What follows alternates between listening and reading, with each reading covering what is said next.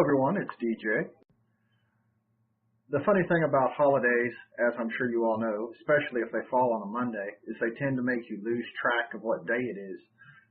I'm recording this quite late on Wednesday night when I normally do it the day before because I forgot that today was Wednesday when I normally post on the YouTube channel. I completely forgot. Now, I will confess that because of the growth of the YouTube channel, it's had significantly increased in subscribership lately, and for that I greatly thank you. I received a lot of questions from viewers and was doing a lot of research to answer those questions. Some of it was quite in-depth, so I do apologize for having things so late. The good news, though, is if you're listening to this in podcast form, because I'm sure you've noticed I use the audio from this recording for podcast purposes, or if you subscribe to my articles, which are posted on Friday, then you won't notice this at all. It will all be the same for you guys. But on the YouTube side, it's going to be a bit late. In fact, it might even be that this isn't fully available after I do all the editing until almost midnight. In fact, let's see, it is 9:36 in the evening where I am. So a bit late. Sometimes it takes up to an hour to even upload these things, so we'll just see how that goes. Actually, I want to throw out one more bit of random commentary about people who wish to thank you for your service. This normally happens, sometimes just with a casual thank you in a public setting, and often it's through people expressing their gratitude by way of buying a cup of coffee or buying lunch or something of that nature. I actually heard of one situation where this wasn't a service member, this was a police officer, but in this situation, a person bought the man a cup of coffee and tried to give it to him, and the officer refused, wouldn't take it. This, I thought, was not the nicest thing to do, especially in public. When someone tries to express gratitude, just to be polite, it's best to accept. If you don't drink coffee in this case, or you think that maybe this guy doesn't like policemen and may have doctored it somehow, accept it and wait until no one's looking, and then you can, dispose of it. But, in my personal opinion, it's a bit of bad form to just flatly refuse. Be nice, smile and say thank you, and carry on. If I were that police officer, I would have said thank you, and if I suspected that there was something wrong with it, I would have kept it in my vehicle long enough to be sure that person was away, and then, thrown it away privately. I wouldn't have just flatly refused. But that's my opinion. What do I know? So anyway, let's get on with today's topic. This is actually what I had in mind a couple of months ago when I first started the medical retirement series. Oh, how life can change your plans, right? In fact, it's been a couple of months now since I first planned this particular episode. So hopefully I can catch up with my original plan and move on. I'm actually going to cover today's topic in preparation for next week, and you'll see why I'm doing that when next week comes around. It was a rather significant event for the case, for this particular case, and the people involved, and I think that sort of thing should be made more public so that those of you out there can be better prepared. All right, so today I'm going to cover the type of people who can be beneficiaries under the Survivor Benefit Plan. And you're going to hear me say beneficiary a lot, and because of my accent, I might stumble over that word, so please forgive me. This will probably be rather straightforward as far as an episode, pretty short, I think, but we'll see as we go. All right, so when can you make a Survivor Benefit election? Well, you have two chances to do this. Normally, when you receive a 20-year letter, you have, all the time really, you have the option to elect beneficiaries under the reserve component Survivor Benefit Plan, excuse me, And when you apply for retired pay, you have another chance to make an election. And believe it or not, you make an election even if you don't make an election. That's how the law is designed. As I've said many times before, when you get a 20-year letter, you have 90 days from the date you got that letter to make a survivor benefit election, or one will be made for you based on your family status and the current law. So you've got to decide something. Inaction is action in this case. So who's covered? Who can be a beneficiary under this plan? Who's going to receive a lifelong annuity if you die, even if you don't live long enough to receive retired pay yourself? Someone gets it, if you make the right election. So who can that person be? Well, I'll go through the list. It'll be pretty fast, so bear with me. If this were a roller coaster, I'd say it's going to be relatively fast, but we shall see. All right, so the first option is spouse only. Both versions of the survivor benefit plan were designed primarily as a form of income protection for spouses.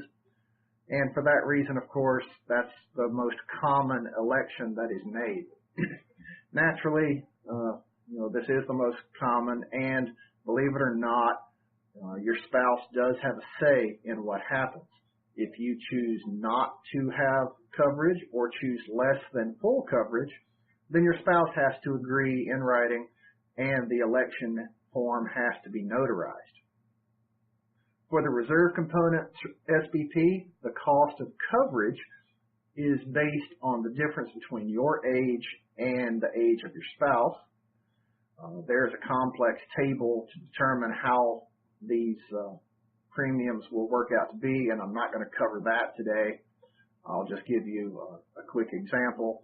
The cost is usually no higher than 3.5% for reserve component coverage, and the cost for what I'm going to call the active duty SBP, the one that covers you when you start to get your retirement, has a maximum cost of 6.5%. Yes, you do normally pay both of these, just for those who are wondering. But when you compare when you do a cost-benefit analysis, basically, this works out to be a pretty good deal, especially when you compare it to life insurance for a 60-year-old. And I've covered that in previous episodes, and I'll have links to those in the show notes if you're interested. All right, so the next option is spouse and children.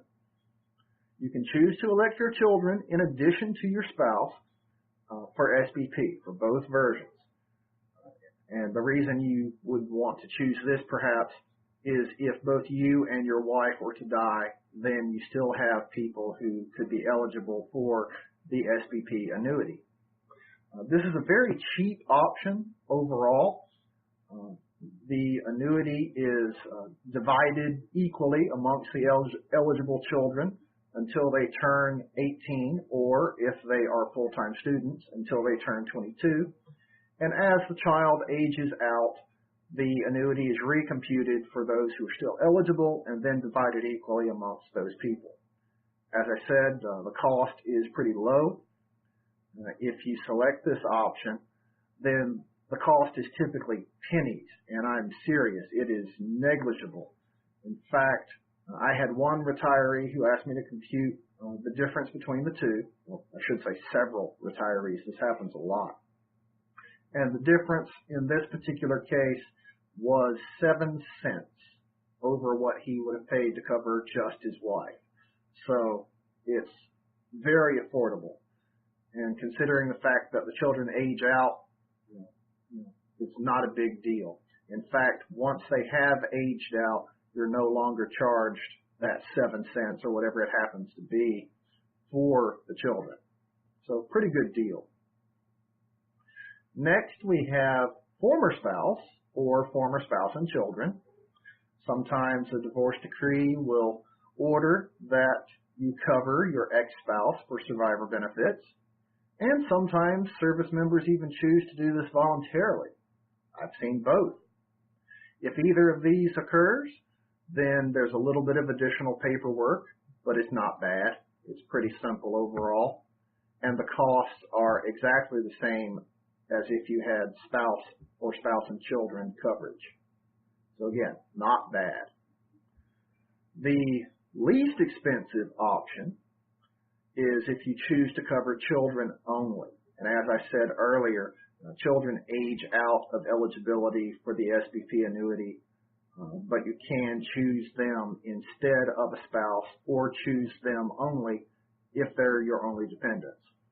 The cost is slightly higher than if you chose spouse and children. By that I mean the difference. Instead of 7 cents to cover them, it might be, a couple of dollars. I think the highest I've ever seen for child-only coverage was $10 a month, and normally it's much lower than that, so quite affordable again.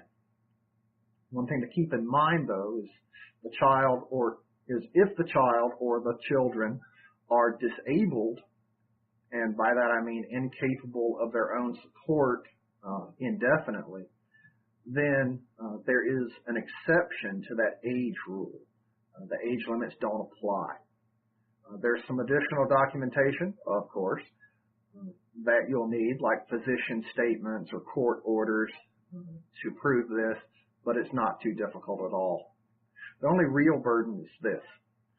SBP will not pay a minor or someone who's incapable of making sound decisions on their own. So for this reason, it's a good idea to either appoint a guardian with proper documentation, of course, or to establish what's called a special needs trust. I'm not going to go into how to do that, but I will post in the show notes a link to an FAQ from findlaw.com that has some excellent information about special needs trusts and a little hints here and there on how to set them up.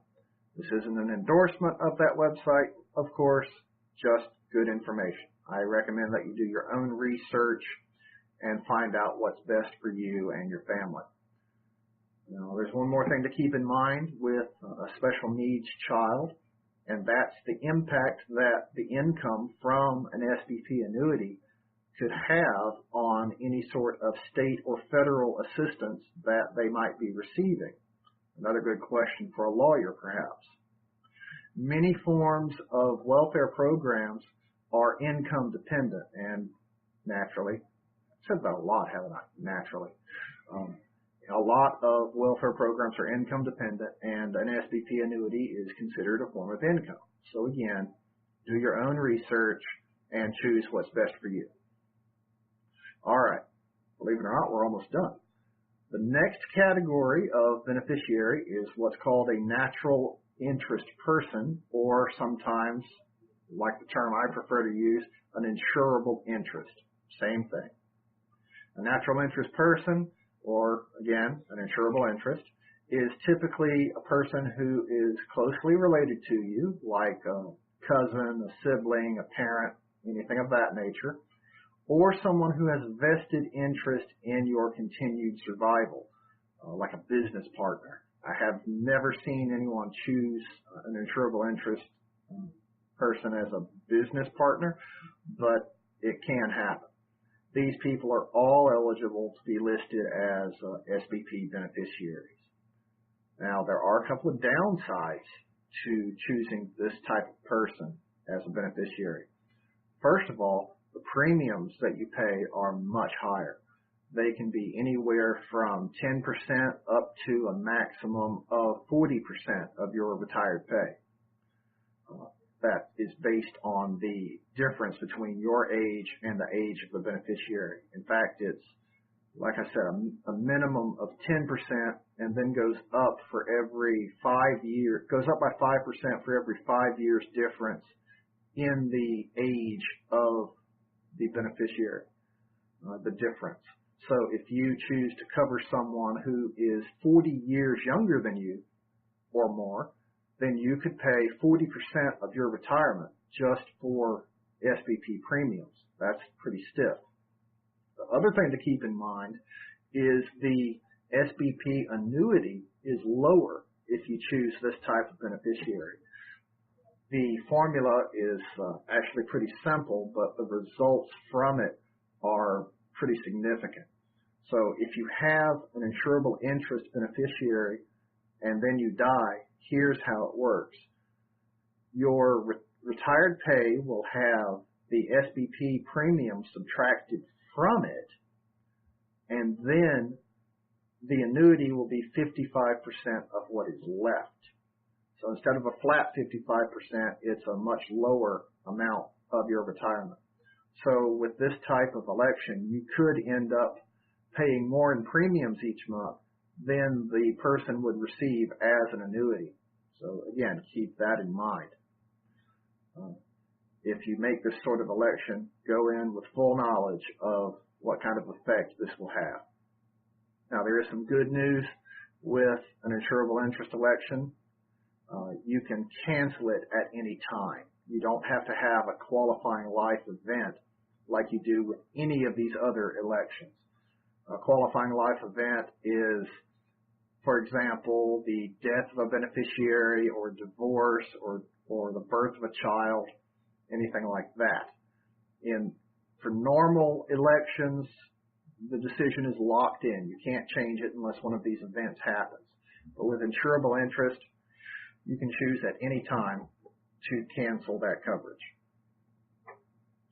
Moving on, if you don't have any sort of dependent that would be eligible to be a beneficiary, for example, you're single and have no children, then you can opt out of participating in the SBP at all. However, you have to keep in mind that if your status changes, like you get married or you have a child, you've got to make a change to your decision within a year of that happening. Otherwise, your current election stays in place. For example, if you have no coverage and you get married and then think 3 years later, oh yeah, I need to change that, it's too late. You can't change it unless another qualifying event happens. And even then, you can only cover the new people that are involved. The only exception here is if you're not yet receiving retired pay and you don't choose to cover your wife, for example. When you start to receive retired pay, when you apply for it, you can choose to cover them at that time. But that's pretty much the only exception here. Lastly, see, we're already getting close.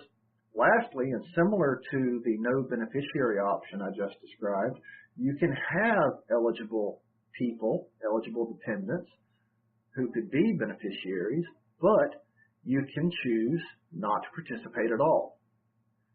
Again, the other people, particularly if you have a spouse, do have a say in this. In fact, only if you have a spouse. If you have eligible dependents and you choose not to cover them, then if you're married, your spouse does have to agree with this in writing, normally just by signing the election form, and the form does have to be notarized. I've said notarized a couple of times. The only time this needs to be notarized is if you choose less than full coverage for your spouse. Other than that, whenever you're making an election, you do not need to have the election form notarized. So pretty simple. Believe it or not, that's it for SBP beneficiaries. This didn't turn out to be that long at all. So I thank you for joining me. As I mentioned at the beginning, things have gone pretty well for the channel as of late. We've had about a 20% increase in the subscribership. Now, of course, the numbers have been modest up to this point, but it's been growing encouragingly, and I thank you for that. I ask that you please continue to spread the information about this channel to other people who could benefit from it. That's always good for them, and of course gives me the encouragement to keep doing this. Now, for next week, I'm going to talk about making changes to SBP elections. As I said, I've had over the years some pretty serious cases that were affected detrimentally because the service member did not make a timely update to the SBP decision, and I'd like to get the information out there so that hopefully this can be prevented for other people. So please join me next week. I'll talk more about that then. And just to reiterate, if you're watching this on YouTube, then please hit that like button, hit share, subscribe. Anything that you think would be useful to you or to other people. Let's keep growing this thing. Let's make it more of a going concern out there. And naturally make the audience a bit bigger. So that's always a cool thing to see when you've got such a large audience. In fact, again, this is modest for YouTube, but I've had about 1,100 views in this past month, which is actually more than most of the videos individually, and more than, in some cases, entire quarters, especially in the beginning. So again, thank you for being so willing to spend your time with me. Believe it or not, that's it for this week. I do thank you for being part of this audience and for, again, giving me your time. That's our most valuable commodity these days. So thanks again for being here, and of course, thank you for your service. See you next week.